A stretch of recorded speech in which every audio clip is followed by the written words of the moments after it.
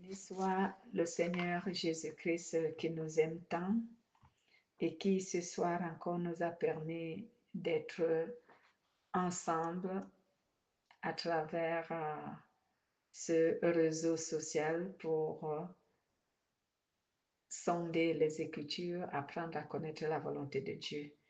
Merci Saint-Esprit, au nom de Jésus-Christ. Bien-aimés, nous parlerons ce soir d'un thème intitulé « La relation entre chrétiens ». En d'autres termes, la relation d'un chrétien avec les autres chrétiens. Et cela nous vient du livre de Jean, chapitre 15, au verset 12 à 17. Nous allons faire la lecture. Jean, chapitre 15, à partir du verset 12 au verset 17. Allons-y, bien-aimés. C'est ici mon commandement. Aimez-vous les uns les autres comme je vous ai aimé. Il n'y a pas de plus grand amour que de donner sa vie pour ses amis. Vous êtes mes amis si vous faites ce que je vous commande. Je ne vous appelle plus serviteur parce que le serviteur ne sait pas ce que fait son maître. Mais je vous ai appelé ami parce que je vous ai fait connaître tout ce que j'ai appris de mon Père.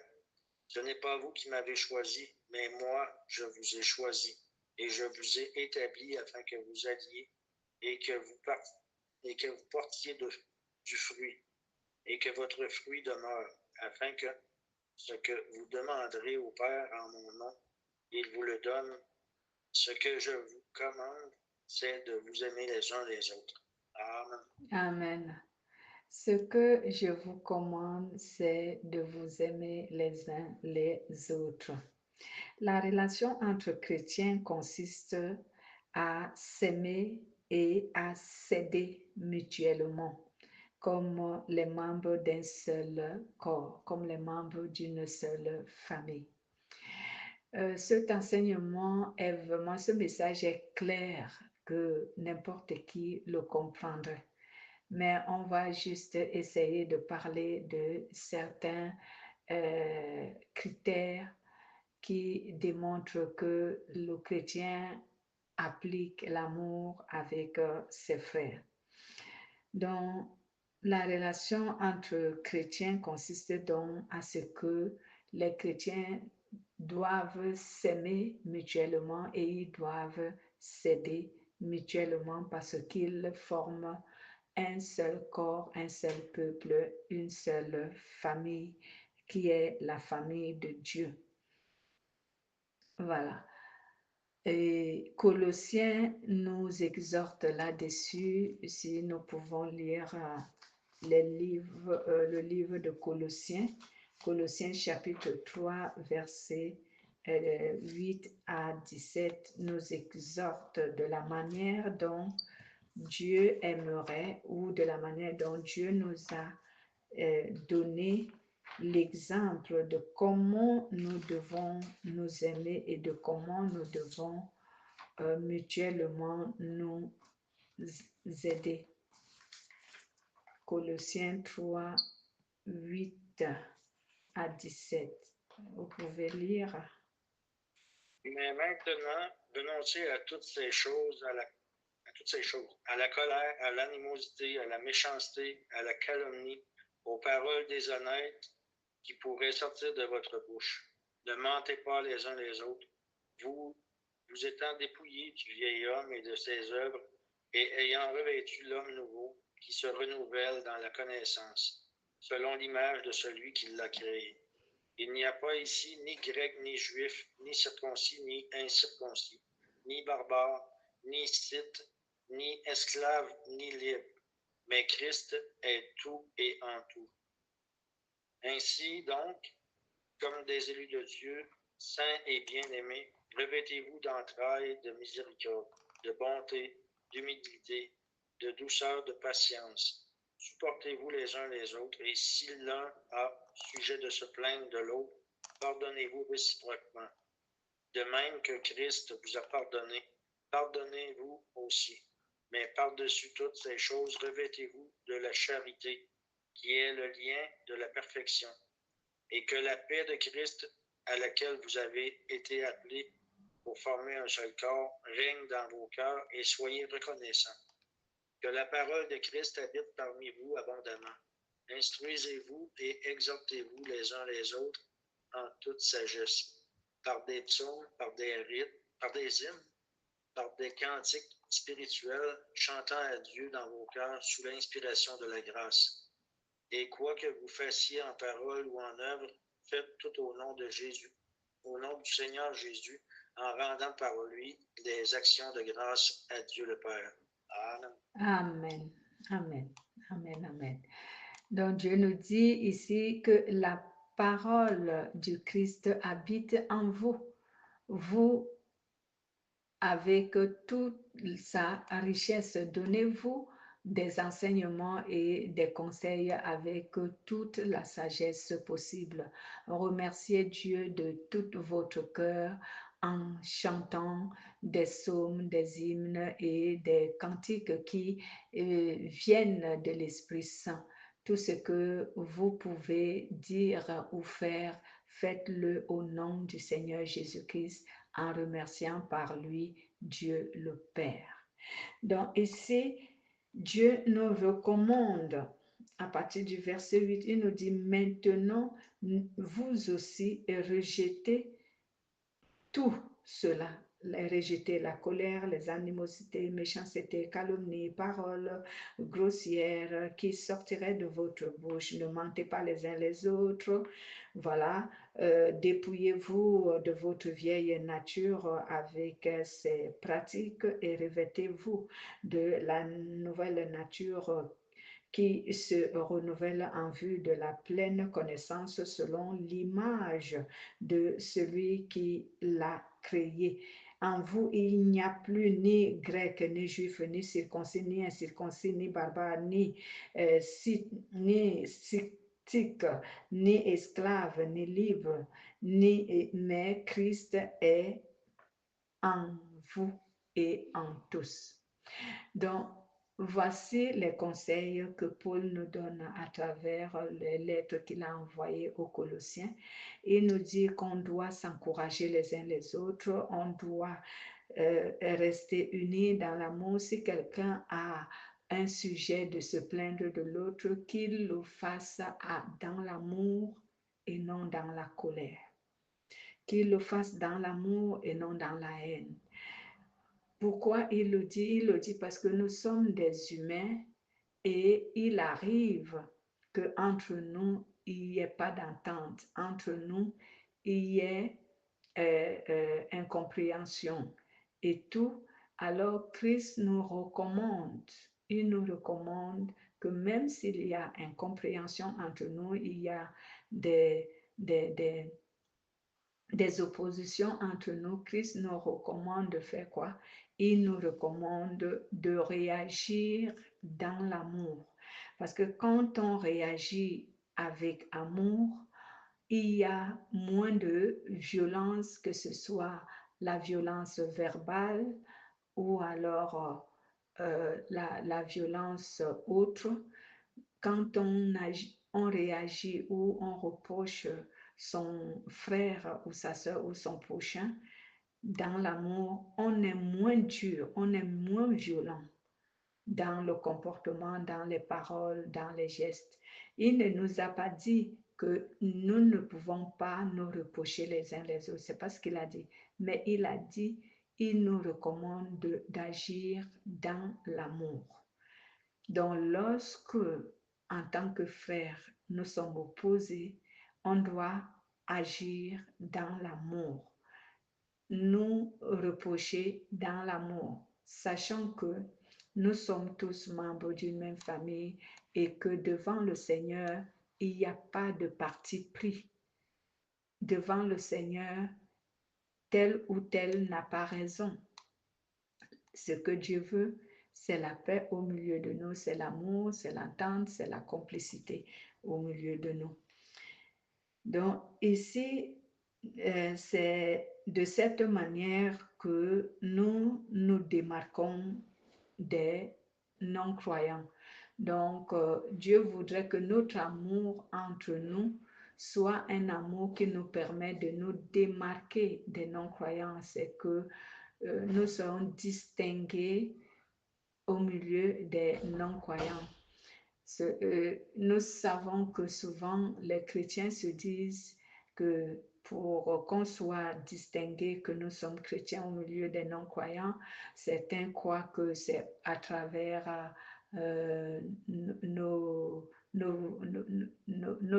vêtements, comment on les porte, ou quelquefois d'autres disent à travers notre langage et tout. Mais ce que moi j'ai compris, pour qu'un être humain qui est chrétien puisse être distingué au milieu des non-croyants, c'est qu'il doit avoir un comportement qui reflète la volonté de Dieu, une attitude qui vient de la volonté de Dieu, un caractère, une vie conforme à la volonté de Dieu. Et cette vie a pour socle, pour fondement, l'amour. Donc, si l'amour n'est pas le guide de la foi d'un chrétien, ce chrétien-là ne pourrait pas se démarquer au milieu des non-croyants qu'il est chrétien. Donc, on ne nous reconnaît pas à travers nos tenues vestimentaires ou à travers notre physionomie ou alors juste à travers notre langage. Non, mais on reconnaît un chrétien à travers son attitude, sa vie qui est guidée par l'amour et par la foi. Parce que souvent, allons voir comment est-ce que certains chrétiens, vous l'avez même témoigné maintenant, même si je ne sais pas si parmi ces gens-là, il y avait les chrétiens, certains chrétiens s'insultent, certains chrétiens se calomnient, certains chrétiens, en tout cas, ils se parlent violemment et de manière blessante. Et ça ne reflète pas l'image que Jésus voudrait que nous ayons. Et je le disais tantôt, lorsque tu parles guidé par l'amour, les paroles et la conduite que tu peux avoir est moins violent vis-à-vis de ton frère ou de ta soeur. Beaucoup de non-croyants se moquent souvent de nous en disant pourquoi vous ne vous entendez pas, pourquoi vous n'êtes pas, vous ne vous accordez pas et tout. Et ce que je réponds souvent à ces gens, c'est qu'il n'est pas dit dans la parole de Dieu qu'on ne sera pas opposés les uns les autres. Non. Mais Jésus nous a dit que même s'il arrivait que nous sommes opposés les uns les autres, pour un sujet ou un autre, il nous dit que nous devons agir sur la base de l'amour. Étant donné que nous sommes des humains, on peut toujours être opposés. On peut avoir des incompréhensions. On peut avoir des dissensions. Mais nous devons les traiter avec amour pour que cela ne demeure pas au milieu de nous, pour que cela ne prenne pas la racine dans nos cœurs. C'est ce que Jésus nous recommande et c'est cela l'amour entre chrétiens. Lisons 1 Jean chapitre 4, verset 7 à 21 et Matthieu chapitre 5, verset 43 à 48. 1 Jean. Les épîtres de Jean. 1 Jean.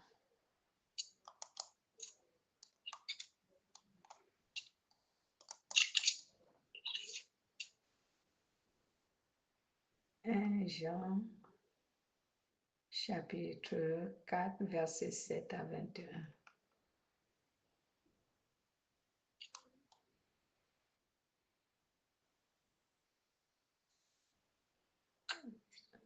Bien-aimés, aimons-nous les uns les autres, car l'amour est de Dieu. Et quiconque aime est né de Dieu et connaît Dieu. Celui qui n'aime pas n'a pas connu Dieu. car Dieu est amour. L'amour de Dieu a été manifesté envers nous en ce que Dieu a envoyé son Fils unique dans le monde afin que nous vivions par lui. Et cet amour consiste non point en ce que nous avons aimé Dieu, mais en ce qu'il nous a aimés et a envoyé son Fils comme victime expiatoire pour nos péchés. Bien-aimés, si Dieu nous a ainsi aimés, nous devons aussi nous aimer les uns les autres. Personne n'a jamais vu Dieu. Si nous nous aimons les uns les autres, Dieu demeure en nous et son amour est parfait en nous.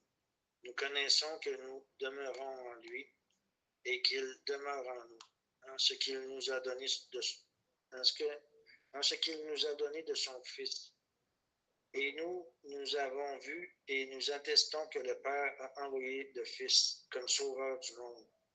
Celui qui confessera que Jésus est le Fils de Dieu, Dieu demeure en lui et lui en Dieu. Et nous avons connu l'amour que Dieu a pour nous, et nous y avons cru. Dieu est amour, et celui qui demeure dans l'amour demeure en Dieu, et Dieu demeure en lui. Tel il est, tel nous sommes aussi dans ce monde.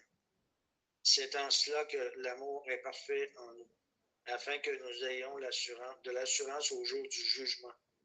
La crainte n'est pas dans l'amour, mais l'amour parfait bannit la crainte, car la crainte suppose un châtiment, et celui qui craint n'est pas parfait dans l'amour. Pour nous l'aimons parce qu'il nous a aimés le premier.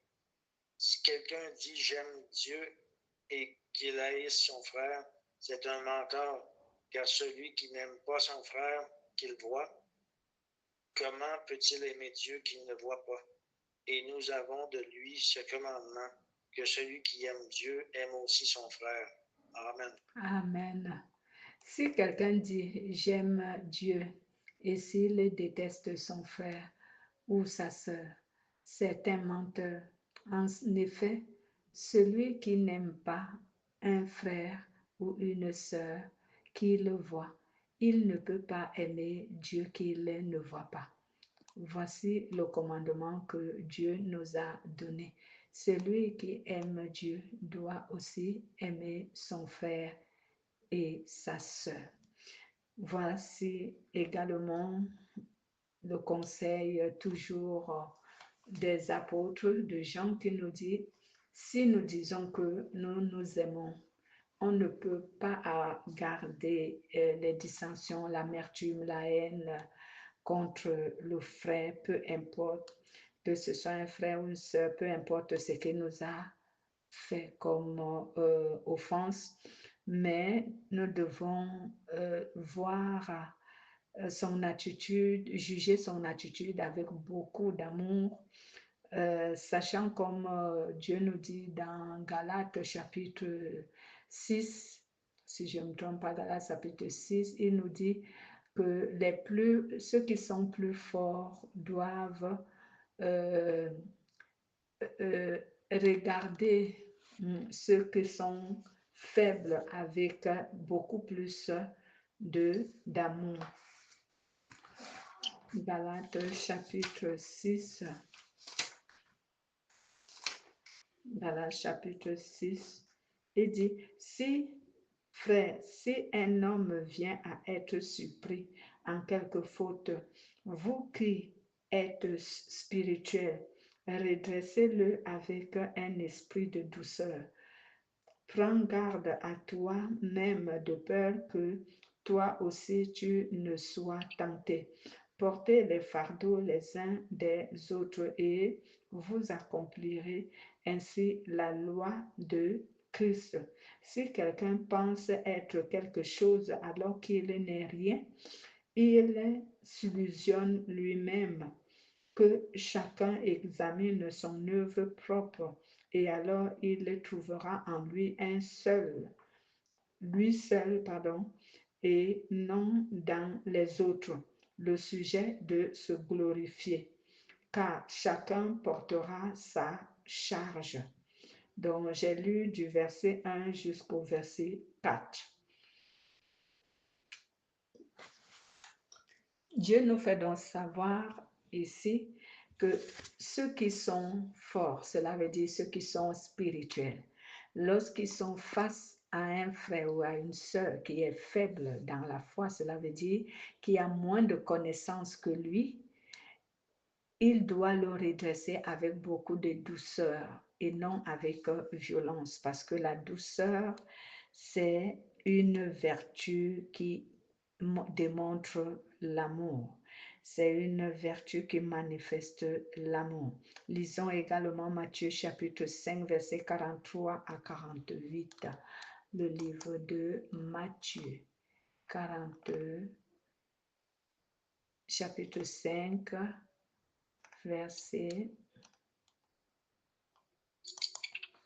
chapitre 5, verset 43 à 48. Tu Allez. aimeras ton prochain et tu haïras ton ennemi. Mais moi, je vous dis, aimez vos ennemis, bénissez ceux qui vous maudissent, faites du bien à ceux qui vous haïssent et priez pour ceux qui vous maltraitent et qui vous persécutent, afin que vous soyez fils de votre Père qui est dans les cieux. Car il a fait lever son soleil sur les méchants et sur les bons, et il fait pleuvoir sur les justes et sur les injustes. Si vous aimez ceux qui vous aiment, quelle récompense méritez-vous? Les publicains aussi n'agissent-ils pas de même? Et si vous saluez seulement vos frères, que faites-vous d'extraordinaire? Les païens aussi n'agissent-ils pas de même? Soyez donc parfaits, comme votre Père céleste est parfait. Amen. Amen. Soyez donc parfaits comme votre Père céleste est parfait. Si vous n'aimez que ce que vous aimez, quelle différence portez-vous? Si vous saluez seulement ceux que vous saluez, quelle différence portez-vous? C'est ce que je disais en amont, qu'on ne nous reconnaît pas ou qu'on ne nous distingue pas au milieu des non-croyants à travers nos vêtements, nos paroles, mais c'est avec l'attitude de l'amour dans la foi qui fait en sorte qu'on puisse nous reconnaître. Si nous aimons seulement ceux qui nous aiment, alors quelle différence avons-nous avec les non-croyants? Si nous saluons seulement ceux qui nous saluent, hein? Si nous sommes seulement avec ceux qui nous comprennent et qui ne s'opposent pas à nous, quelle différence on connaît? C'est pour ça que Dieu nous dit, je vous ai envoyé dans le monde. Le monde veut dire auprès de toute personne. Il ne nous a pas dit de vivre comme le monde, mais il nous a dit, je vous ai envoyé dans le monde. Cela veut dire que nous pouvons être en contact avec les non-croyants, mais en veillant sur notre cœur et sur notre foi, en nous préservant de la vie charnelle du monde, mais étant auprès de ceux du monde comme étant une lumière qui jaillit au milieu des ténèbres pour éclairer tous ceux qui sont là. Où la Bible nous dit, on ne peut pas placer une lampe sous un boisseau, mais on place la lampe sur la table afin qu'elle éclaire tout le monde. Voilà, dans le livre de Matthieu. Donc, beaucoup de dogmes, beaucoup de chrétiens comprennent souvent mal. Lorsqu'on leur dit méfiez-vous des païens, ils pensent qu'on veut leur dire de ne pas être avec des païens. Mais si nous les évitons, qui les parlera du Christ? Qui les convaincra de suivre le Christ? Ils n'auront personne. Voilà, nous-mêmes, nous avons été païens et c'est parce que certains chrétiens nous ont abordés que nous sommes devenus nous aussi chrétiens. S'ils nous auraient évités, comment pourrions-nous devenir des chrétiens? Donc, oui, la prudence, elle est là, elle est recommandée, mais nous devons être avec tout le monde pour essayer de s'aimer. Notre amour, notre amour, notre foi auprès des autres. Il y a même des chrétiens qui évitent de marcher avec les autres. Je ne suis pas contre, ça dépend de leur raison. Mais la prudence, c'est souvent de prier pour que Dieu t'aide à ne pas céder à la tentation venant des autres. Parce que tu peux être au milieu des chrétiens qui pratiquent le péché comme s'ils étaient des païens. Tu ne dois pas les fuir parce qu'ils pratiquent le péché, mais tu dois être au milieu d'eux comme une lampe qui brille pour chasser les ténèbres qui les ont enveloppés. Si tu les fuis, ils vont demeurer dans les ténèbres, ils vont mourir. Et s'ils meurent, Dieu va te demander des comptes. Pourquoi? S'ils meurent dans leur péché, Dieu va te demander des comptes. Pourquoi? Parce que tu as été au milieu d'eux comme il fallait que tu brilles comme une lampe qui les éclaire pour les aider à sortir des ténèbres. Mais toi, tu les as abandonnés, tu es parti. Et la Bible nous dit dans Ézéchiel, chapitre 33, il dit, tu es la sentinelle. Lorsque je te donne une parole d'avertissement pour que tu la donnes au peuple, si tu ne dis rien et que le peuple meurt dans son péché, je te demanderai son sang. Mais si tu parles au peuple pour les avertir, et le peuple, s'il ne t'écoute pas, alors le peuple mourra à cause de leur faute, mais toi, tu auras sauvé ton âme.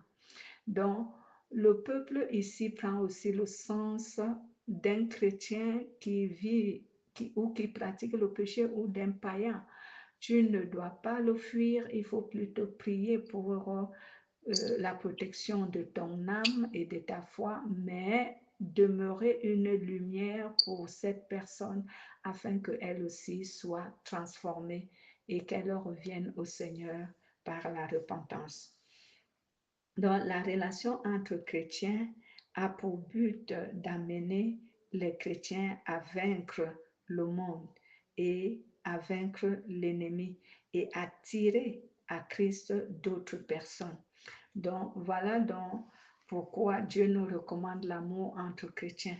Cette relation a pour but de vaincre le monde parce que lorsque nous sommes unis dans l'amour, nous avons le pouvoir de vaincre l'ennemi et le malin. Nous pouvons également, à travers notre attitude, comme je disais, attirer d'autres personnes à la repentance. Donc, il y a certains chrétiens qui sont faibles. Si nous sommes à leur côté, nous pouvons les motiver à grandir dans la foi et à sortir de leur faiblesse. Et si nous trouvons ceux qui vivent dans le péché, nous pouvons être une lumière qui apporte la connaissance de la volonté de Dieu dans leur vie pour les pousser à renoncer à leur péché et à suivre le Christ avec un cœur sincère. Lisons la fin, notre dernière référence, Jean chapitre 13 au verset 35. Jean 13, verset 35.